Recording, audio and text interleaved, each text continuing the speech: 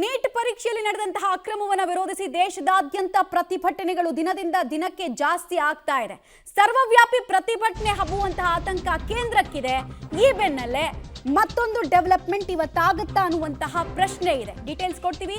ಕೇಂದ್ರ ಸಚಿವ ಧರ್ಮೇಂದ್ರ ಪ್ರಧಾನ್ ರಾಜೀನಾಮೆಯನ್ನ ಕೊಡ್ತಾರಾ ಅಂತ. ಯಾಕಂದ್ರೆ ಕೆಲವೇ ಕ್ಷಣಗಳಲ್ಲಿ ಸ್ಪೀಕರ್ ಓಂ ಬಿರ್ಲಾ ಅವರ ಭೇಟಿಯನ್ನ ಆಗ್ತಾರೆ ಅನ್ನೋದು ಗೊತ್ತಾಗ್ತಾ ಇದೆ. ವಿಪಕ್ಷಗಳ ರಾಜೀನಾಮೆ ಬೇಡಿಕೆ ಬೆನ್ನಲ್ಲೇ ಸ್ಪೀಕರ್ ಅನ್ನ ಭೇಟಿ ಆಗ್ತಾ ಇರೋದು ಕುತೂಹಲಕ್ಕೆ ಕಾರಣ ಆಗ್ತಾ ಇದೆ. ನೋಡಿ, ಒಂದು ವಿಚಾರ ಕ್ಲಾರಿಫೈ ಮಾಡ್ಬಿಡ್ತೀವಿ ನಿಮ್ಗೆ. ಸ್ಪೀಕರ್ಗೆ ಇವ್ರು ಹೋಗಿ ರೆಸಿಗ್ನೇಷನ್ ಕೊಡಲ್ಲ. ಇವರು ರೆಸಿಗ್ನೇಷನ್ ಅನ್ನ ಕೊಡೋದು ಪ್ರಧಾನಿಗಳಿಗೆ, ಪ್ರಧಾನಿಯಿಂದ ರಾಷ್ಟ್ರಪತಿಗಳಿಗೆ ಹೋಗುತ್ತೆ. ಇದು ಪ್ರಕ್ರಿಯೆ. ಇವರು ಭೇಟಿ ಆಗ್ತಾ ಇರೋದಕ್ಕೆ ಪ್ರಾಬಬ್ಲಿ ಕಾರಣ ಸೆಷನ್ ನಲ್ಲಿ ನನಗೆ ಮಾತಾಡೋದಕ್ಕೆ ಅವಕಾಶ ಕೊಡಿ ಅಂತ ಕೇಳಬಹುದು. ವಿದಾಯದ ಭಾಷಣವನ್ನ ಸೆಷನ್ ನಲ್ಲಿ ಮಾಡಿ ನಂತರ ಪ್ರಧಾನಿಗೆ ಏನಾದ್ರೂ ಒಂದು ವೇಳೆ ರಾಜೀನಾಮೆ ಕೊಡೋರಿದ್ರೆ ಕೊಡಬಹುದು. ಡೈರೆಕ್ಟ್ ಸ್ಪೀಕರ್ಗೆ ಹೋಗಿ ಕೊಡಲ್ಲ. ಈಗ ತುಂಬಾ ಜನ ಕನ್ಫ್ಯೂಷನ್ ಇರ್ಬೋದು, ನಮ್ಮ ಶಾಸಕರು ಏನಾದ್ರೂ ಸ್ಪೀಕರ್ ಅನ್ನ ಭೇಟಿ ಆದ್ರೆ ನಮ್ಮಲ್ಲಿ ರಾಜೀನಾಮೆ ಅಂತೀವಲ್ಲ ಅಂತ. ಅದು ಶಾಸಕರಿಗೆ ರೂಲ್ಸು.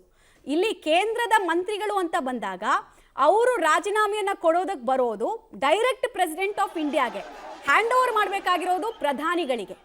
ಸೊ ಆ ಪ್ರಕ್ರಿಯೆಗೆ ಒಂದು ಹೆಜ್ಜೆ ಮುಂದೆ ಇಡ್ತಾರಾ ಅಂತ. ಸೆಷನ್ನಲ್ಲಿ ನನಗೊಂದ್ಸಲ ಅವಕಾಶ ಮಾಡಿಕೊಡಿ ಮಾತಾಡೋದಕ್ಕೆ ಅಂತ ಹೇಳಿ ಕೇಳಬಹುದು. ಕೇಳೋ ಸಾಧ್ಯತೆ ಇದೆ, ತಳ್ಳಿ ಹಾಕುವಂತಿಲ್ಲ. ಸೆಷನ್ನಲ್ಲಿ ತಮ್ಮ ಮೇಲೆ ಬಂದಿರುವಂತಹ ಎಲ್ಲ ಆರೋಪಗಳಿಗೆ ಉತ್ತರ ಕೊಟ್ಟು ನಾನು ನಿರ್ಗಮಿಸ್ತಾ ಇದ್ದೀನಿ ಅಂತ ಹೇಳಬಹುದು. ಈ ಸಾಧ್ಯತೆಯನ್ನ ಸದ್ಯಕ್ಕೆ ನಾವು ಎಕ್ಸ್ಪೆಕ್ಟ್ ಮಾಡಬಹುದು.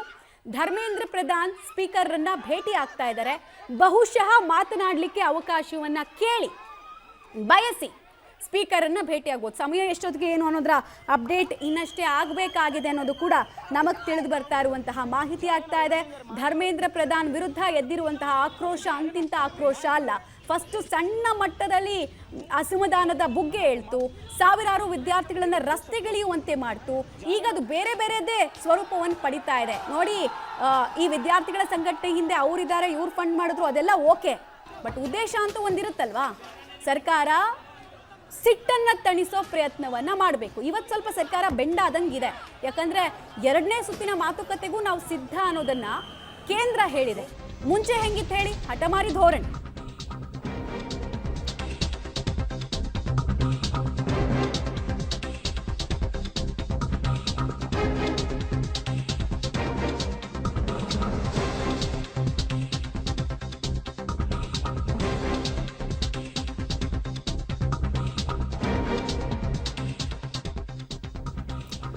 ಹಾಗೆ ಕೇಂದ್ರದ ಎಲ್ಲಾ ಮಂತ್ರಿಗಳು ಕೂಡ ಆಕ್ಟಿವ್ ಆಗಿ ಕೇಂದ್ರ ಸರ್ಕಾರದ ಹೆಜ್ಜೆಯ ಬಗ್ಗೆ ಮಾತಾಡ್ತಾ ಇದ್ದಾರೆ. ಕೇಂದ್ರ ಸಂಸದೀಯ ವ್ಯವಹಾರಗಳ ಸಚಿವ ಕಿರಣ್ ರಿಜಿಜು ವಿಪಕ್ಷಗಳು ಈ ವಿಚಾರದಲ್ಲಿ ರಾಜಕೀಯ ಮಾಡ್ತಾ ಇದೆ. ಪ್ರಶ್ನೆ ಪತ್ರಿಕೆ ಸೋರಿಕೆ ಬಗ್ಗೆ ಚರ್ಚೆಗೆ ಸರ್ಕಾರ ಸಿದ್ಧ ಇದೆ. ಬಟ್ ಸ್ಟಿಲ್ ಚರ್ಚೆ ಬೇಕಾಗಿಲ್ಲ.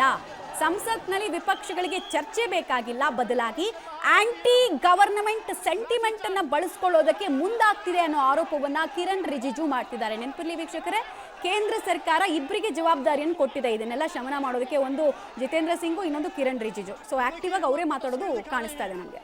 ಸರ್ಕಾರ ಮಾತುಕತೆ ಡೈಲಾಗ್ಗಳ ಮೂಲಕ ನಾವು ರೆಡಿ ಇದ್ದೀವಿ ಸಮಸ್ಯೆಗೆ ಪರಿಹಾರ ಹುಡುಕೋದಕ್ಕಂತಿದ್ದಾರೆ. ಡೈಲಾಗ್ ಅಂದ್ರೆ ಮಾತುಕತೆ ಅಂತ ಅರ್ಥ.